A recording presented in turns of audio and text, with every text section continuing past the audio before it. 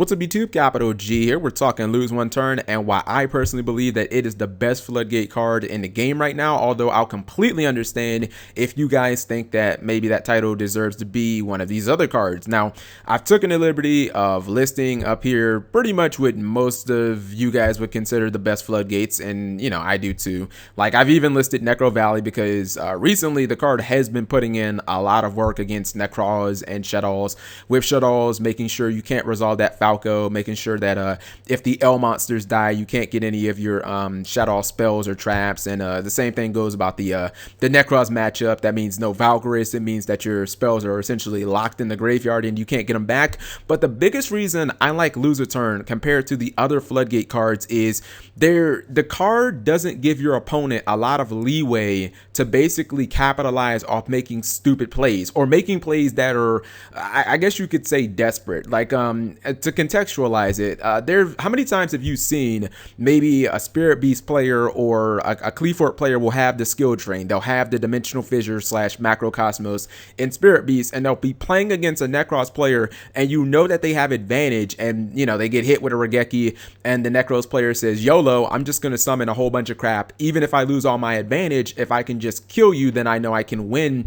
The thing about Lose a Turn is Lose a Turn doesn't allow your opponent to play stupid like that and capitalize off of it. And that's the greatest thing about the card. The card lets your opponent basically shoot themselves in the foot. Necros is one of those decks where the boss monsters, the big ritual monsters like Trishula and Valkyries, you could even put maybe Decisive Armor in that category. Those are the monsters that generally win the duel. Like, those are the monsters where you drop them. Trishula is a complete blowout card. Valkyries is just a huge beater, and then his main phase 2 effect usually gets to net them a new hand or potential, like, lots of possibilities for the next turn and whatnot. But Lose a Turn just doesn't let the player do that. So even when the player who has Lose a Turn doesn't have a field, for instance, if you're playing a deck like Yosenju where all of your monsters bounce to your hand, you don't have to worry about it if you're playing against Sorteller Knights or Necros or Burning Abyss, meta decks.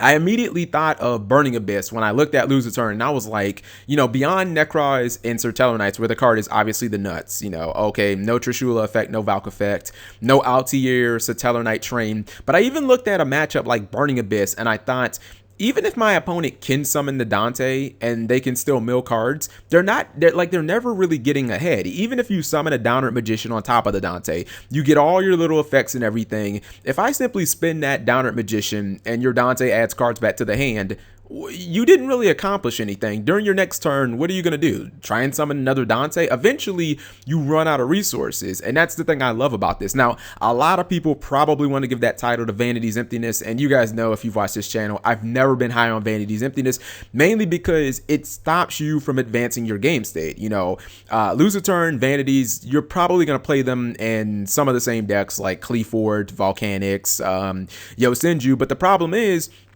what happens when you want to activate that Magic Planter or that Upstart Goblin or that Pot of Duality? You're kind of locked in a position where whatever is on your field when you activate Vanity's Emptiness pretty much is what you need to win with. I mean, you can summon monsters, but you can't ever upgrade those monsters. You can't ever activate new, spells to get other things like that. So I've never thought that Vanity's Emptiness should be considered the greatest floodgate, because it kind of locks your opponent out of special summoning as well as you, but it also locks you out of advancing your options. A card like Skill Drain is absolutely fantastic at shutting down normal summons and, trigger effects, but it does have a life point cost, and it doesn't actually stop your opponent from summoning anything. So there have been numerous situations where I'll see a Burning Abyss player or a Cleafort player have the Skill Drain out, and a Necros player will say, all right, well, I'll summon Valk and I'll summon Decisive Armor, and hopefully I can just go YOLO and kill you, and a lot of times it does. But if you have something like Lose a Turn, even if your opponent does stupidly go YOLO, all the monsters go in defense mode.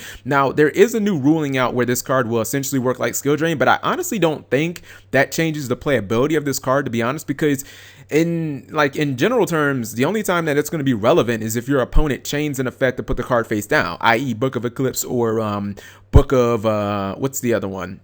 Book of Moon. Sorry, I don't know how I forgot about that. Now, the biggest counter argument, and probably the one that has the most merit against Lose One Turn being the best floodgate, is that it isn't particularly great against decks that don't special summon. But if you look at the way the game is right now, Konami is giving buku support to every single special summon variation you can think of, except I guess normal monsters, because no one really gives a crap about that. But if you think of just effect monsters, okay, well, that's the entire Infernoid archetype. Ritual summoning, see Necros. You know, fusion summoning is almost gotten out of control with contact fusioning of Spirit Beasts, and every single week another deck gets a damn Shadow fusion card like Fluffles and freaking Red Eyes and whatnot. Obviously, Xyz summoning is still fairly new to the game. It's, you know, we're still coming out of the Zeal era. See cards like see archetypes like Raid Raptors, and then pendulums. Again, we're in the pendulum era right now, so they're going to continually give us new pendulum cards. And I think that if you can pretty much just limit the effectiveness of your opponent being able to special summon monsters,